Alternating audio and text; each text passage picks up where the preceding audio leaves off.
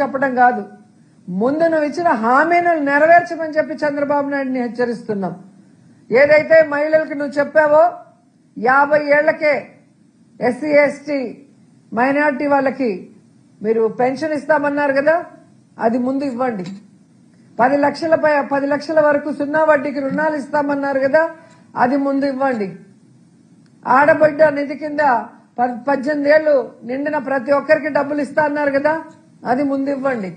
నిరుద్యోగ మహిళలకి నిరుద్యోగ భృతి ఒక్కొక్కరికి 3000 ఇస్తా అన్నారు కదా, అది ముందు ఇవ్వండి.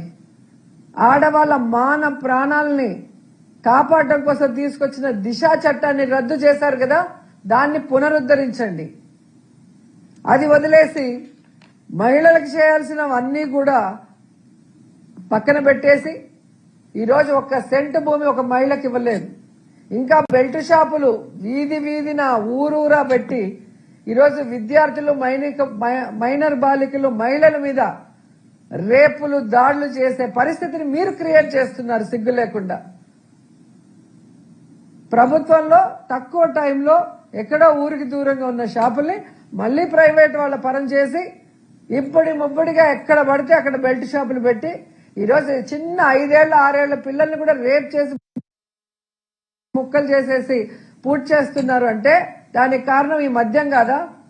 మీరు దగ్గరుండి పండిస్తున్న గంజాయి కాదా అని అడుగుతున్నా. కుప్పంలో అలాగే హోమ్ మినిస్టర్ ఉన్న ప్రాంతంలో గంజాయి ఎలా పెంచుతున్నారు, ఎలా తరలిస్తున్నారు కళ్ళారా చూస్తున్నాం కదా. మరి ఒక ముఖ్యమంత్రిగా ఉండి మీరు, హోంమంత్రిగా ఉండి ఆమె ఏం చేస్తున్నారు?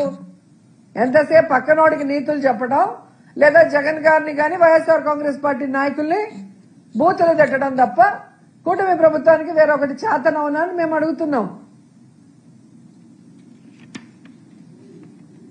ఈరోజు